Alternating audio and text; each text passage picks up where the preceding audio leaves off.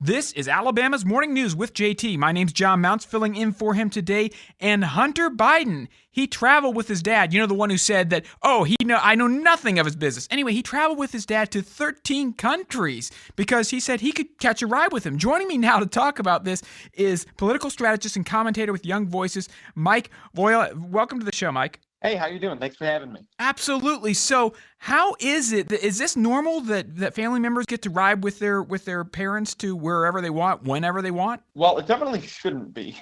I think the real problem here is that this was essentially for Hunter's business purposes, as we've heard recently with a lot of the testimony, related to his case. I think during the Trump administration, people complained a lot about how close his kids were to things, which is, a valid concern. But Hunter Biden was really taking it to a whole new level, and nobody really talked about it. And I'm wondering, are these the situation? When I was a kid, my dad would go around, he's a doctor, and he'd go around to medical conferences, and sometimes we'd tag along, and we'd pay our own way, of course, but then we get to hang out in the hotel room, which was cool. Was that the case here, or was it a situation where Hunter Biden actually needed to go meet with somebody at Burisma, and so he said, hey, Dad, do you have any reason to go over here to Ukraine? Maybe I could take Air Force Two with you? And he said, yeah, no problem, son.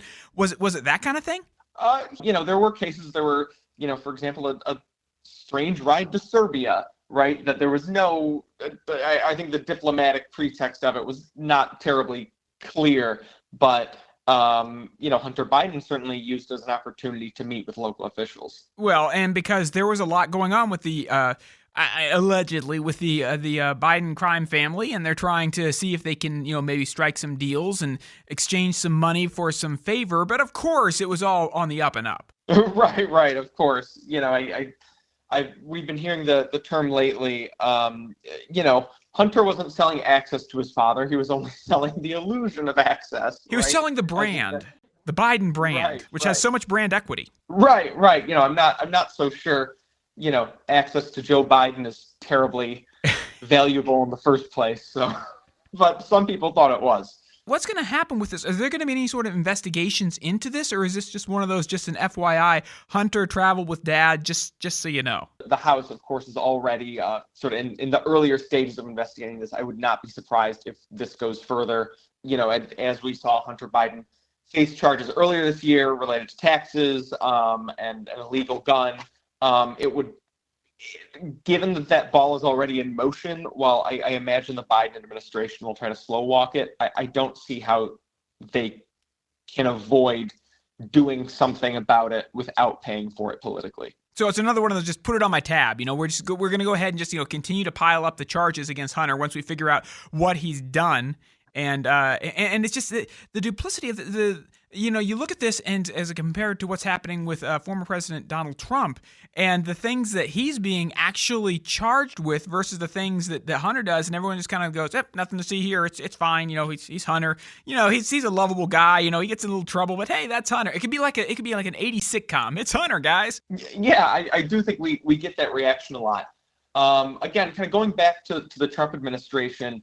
There had been concerns, for example, that Ivanka and Jared Kushner had played a big role in his administration. And I get that about having people too close to you. But, I mean, at least they were sort of good for something in the public interest, right? Like Jared Kushner was behind one of the most important steps forward for peace in the Middle East, in recent history, right? While Hunter Biden was just tagging along, enriching himself at the expense of U.S. taxpayers and the brand of the vice presidency. I do think it's totally different and something that there's serious questions about. And going forward, more so than even any prosecution or, we see how Trump's been prosecuted. I don't necessarily think just blindly prosecuting the other side for whatever sticks is the way to do things. I think it's people understanding that this is in the political realm.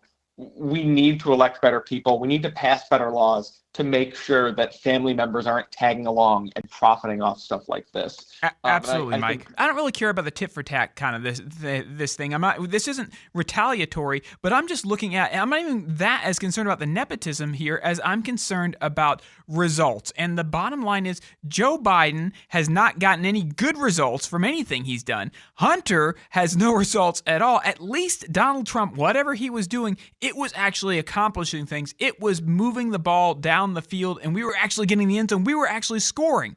And you can't say that with the current administration. right. I agree with you. It's tough to say as we have inflation and the economy slowing down. It's been a rough few years, and it's really hard to find a silver lining. Very true. Mike Viola from the political strategist from the Young Voices. Thank you so much for joining us this morning on Alabama's Morning News, Mike. Yeah, it was wonderful. Thanks so much for having me.